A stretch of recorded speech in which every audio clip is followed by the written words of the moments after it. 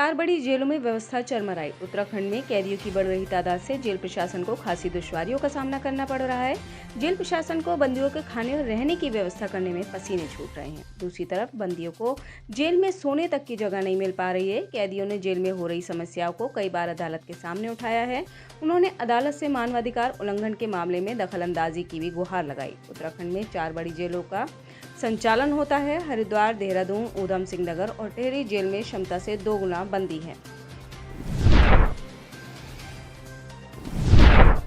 इसके बिना दाल में स्वाद ही नहीं आता। उत्तर प्रदेश के मुख्यमंत्री योगी आदित्यनाथ आज हाथरस में आयोजित हुए महिला सम्मेलन में पहुंचे, जहां उन्होंने केंद्र और राज्य की सरकार की ओर से चलाई जा रही महत्वपूर्ण योजनाओं की जानकारी दी। इस दौरान उन्होंने हाथरस में बनने वाले हींग की काफी सराहना करते हुए कहा कि यहां के लोगों के हाथ की कला से बना हींग के बिना दाल में स्वाद ही नहीं आता।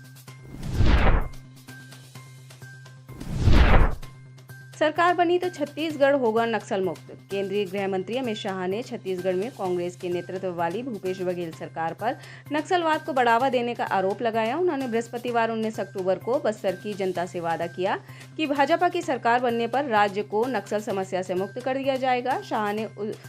शाह ने राज्य सरकार पर वादा खिलाफी करने और बड़े पैमाने पर भ्रष्टाचार करने का भी आरोप लगाया।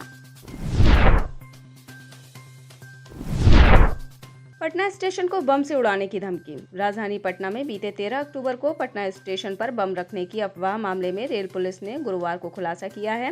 रेल पुलिस के अनुसार यह फोन प्रेम प्रसंग के मामले में किया गया था। प्रेमिका के भाई ने उसके प्रेमी को फंसाने के लिए रेल पुलिस को फोन कर पटना स्टेशन पर बम होने की सूचना दी थी। वहीं इस मामले में रेल पुलिस ने आरोपी भाई को धर दबोचा है। उसके विरुद्ध नियमानुसार रेल पुलिस कार्रवाई कर रही है। शहाबुद्दीन के वार्ड में ओसामा हुआ शिफ्ट।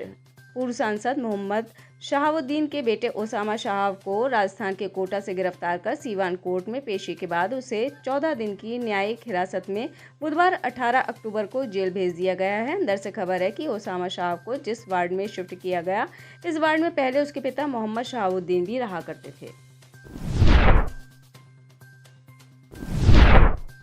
नर्सरी एडमिशन के लिए 23 नवंबर से होगा आवेदन। दिल्ली में निजी स्कूलों में नर्सरी, केजी और कक्षा 1 में सामान्य श्रेणी के छात्रों के दाखिले के लिए पंजीकरण प्रक्रिया 23 नवंबर से शुरू होगी। शिक्षा निदेशालय की अधिसूचना में यह जानकारी दी गई है।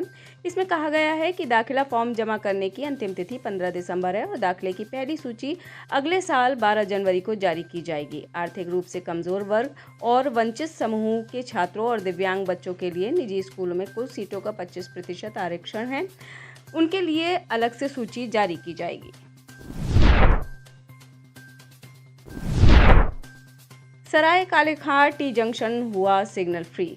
राष्ट्रीय राजधानी दिल्ली को जाम से मुक्त बनाने और लोगों को सुगम यातायात की सुविधा उपलब्ध करवाने की कवायद में दिल्ली सरकार के लोक निर्माण विभाग के पिछले साल 5 बड़ी परियोजनाओं की शुरुआत की थी। नए फ्लाईओवरों और रोड को बनाने के लिए दिल्ली सरकार ने चालू वित्त वर्ष के बजट में 1916 करोड़ रुपए की राशि आवंटित की थी, जिसके बाद अप्सरा बॉर्डर से आनंद विहार सिग्नल फ्री परियोजना, सराय कालाखां फ्लाईओवर, शहीद मंगल पांडे मार्ग सिग्नल फ्री परियोजना और रिंग रोड को धौला कुआं से पंजाबी बाग तक सिग्नल फ्री बनाने की परियोजना की शुरुआत की थी।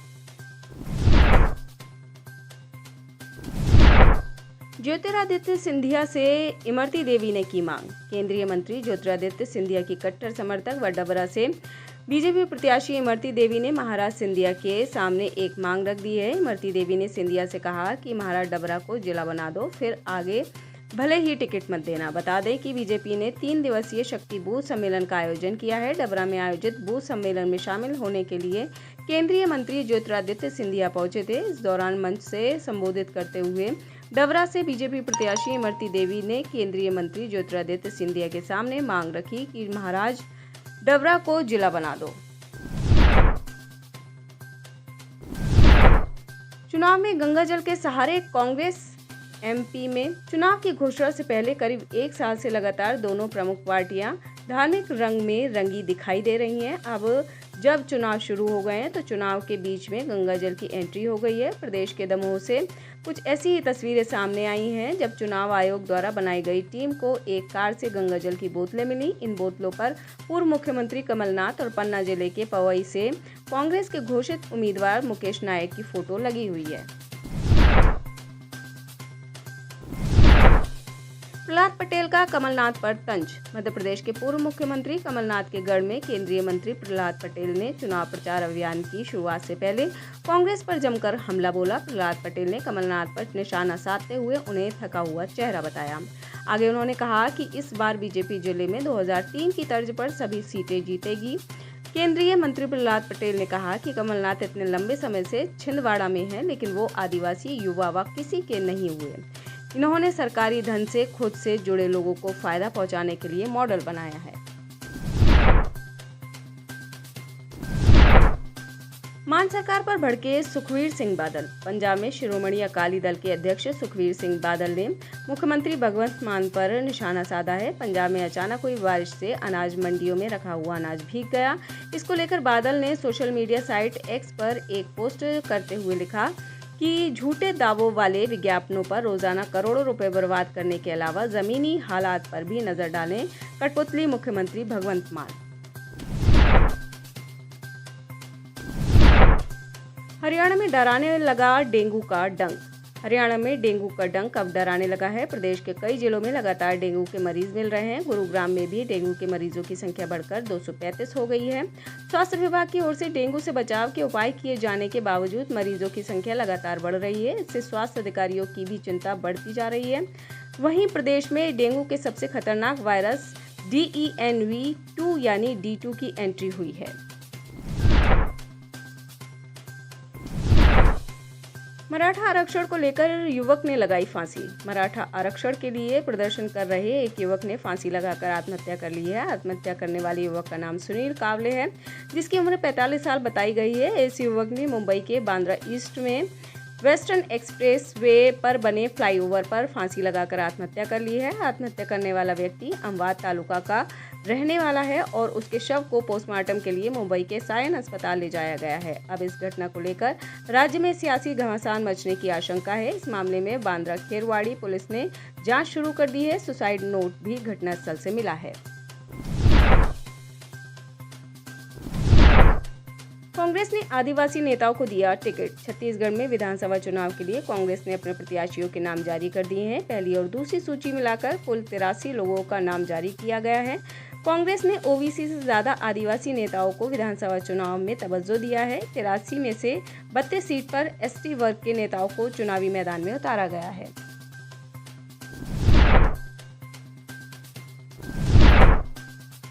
रघुवर दास ने जताया पीएम मोदी का आभार। झारखंड के पूर्व मुख्यमंत्री रघुवर दास को ओडिशा का राज्यपाल बनाया गया है। इसको लेकर उन्होंने कहा कि नई जिम्मेदारी मिलने से वे पूरी तरह से संतुष्ट हैं। इसके लिए उन्होंने देश के प्रधानमंत्री नरेंद्र मोदी, गृह मंत्री अमित शाह और राष्ट्रीय अध्यक्ष जेपी नड्डा का आभार जताया है। अपने आवास पर मीडिया से बातचीत के दौरान पूर्व मुख्यमंत्री ने कहा कि वे 1980 से ही बीजेपी में हैं और अपनी जिम्मेदारी का निर्वहन कर रहे हैं, जनता की भलाई के लिए काम कर रहे हैं। ब्रिटेन के पीएम ऋषि सुनक तेल अवीव पहुंचे।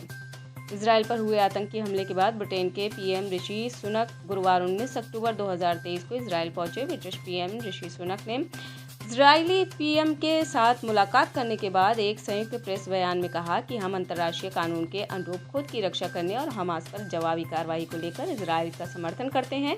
अपनी सुरक्षा को मजबूत करने को लेकर ब्रिटिश इजराइल के साथ है। मारी गई हमास की पहली राजनीतिक ब्यूरो महिला। इजराइल ने गाजा पट्टी में हमास के एक महिला वरिष्ठ अधिकारी को मार गिराया है। रिपोर्ट्स के अनुसार इजराइल की तरफ से हुए हमले में हमास के राजनीतिक ब्यूरो की एक वरिष्ठ सदस्य जमीला अल-शांती की मौत हुई है। द टाइम्स ऑफ इजराइल ने गाजा में हमास से जुड़े मीडिया का हवाला देते हुए बताया कि हमास के सह संस्थापक अब्देल अजीज अल रंतीसी की पत्नी और हमास के राजनीतिक ब्यूरो की एक वरिष्ठ सदस्य जमीला अल-शांती इजरायली हवाई हमले में मारी गई। गाजा के लोगों को शरण नहीं देगा मिस्र। इजरायल और हमास के बीच जारी जंग के कारण गाजा पट्टी की हालत बदतर हो गई है। गाजावासी पड़ोसी देशों के सामने उम्मीद भरी निगाह से देख रहे हैं। इसी बीच मिस्र के राष्ट्रपति अब्देल फतेह अल सीसी ने साफ कर दिया है कि वो गाजा के लोगों को अपने यहाँ शरण देने के पक्ष में नहीं है। उसके ऐसा करने से इस पूरे विवाद का कोई समाधान नहीं निकलेगा। साथ ही उनका ऐसा कोई भी कदम मिस्र प्रायद्वीप को इजरायल के खिलाफ हमलों के अड्डे में बदल देगा। ब्लैक सी में उतारी किंजल हाइपरसोनिक मिसाइल। रूसी राष्ट्रपति व्लादिमीर पुतिन ने हाइपरसोनिक मिसाइलों से लैस लड़ाकू विमान को काला सागर में तैनात करने का आदेश दिया है। पुतिन ने बुधवार को चीनी राष्ट्रपति शी जिनपिंग के साथ बातचीत के बाद बीजिंग में संवाददाताओं से कहा कि उन्होंने किंजल मिसाइलों से लैस MiG-31 विमानों को काला सागर में भेजा है। ब्लूमबर्ग की रिपोर्ट के अनुसार बुधवार को पत्रकारों से बात करते हुए पुतिन ने कहा कि किसी के लिए खतरा नहीं है, लेकिन भूमध्य सागर में जो कुछ हो रहा है उस पर हम नजर बनाए रखने का प्रयास कर रहे हैं। यूएस एजेंसी की जांच से हमास के दावों पर सवाल। गाजा पट्टी के अल अहली अरब अस्पताल पर मिसाइल अटैक में लगातार चौंकाने वाली बातें सामने आ रही हैं। अमेरिका की तरफ से इस मामले में इजरायल को क्लीन चिट के बाद अब घटनास्थल की कुछ सैटेलाइट इमेज भी कुछ और ही कहानी बयां कर रही हैं। अल जजीरा के एक वीडियो और इजरायल की ओर से जारी किए गए सैटेलाइट इमेज को देखने के बाद कई एक्सपर्ट ये दावा कर रहे हैं कि अस्पताल को बहुत कम नुकसान पहुंचा है। ऐसे में इस विस्फोट में 500 लोगों के मारे जाने की बात पर भी अब सवाल उठ रहे हैं। इस संबंध में इजरायल पहले ही सवाल खड़े कर चुका है। उसने मौत के आंकड़ों को गलत बताया था। आप इस खबर के बारे में क्या सोचते हैं, हमें कमेंट सेक्शन में बताएं। साथ ही ब्रह्मास्त्र न्यूज को सब्सक्राइब और शेयर भी जरूर करें।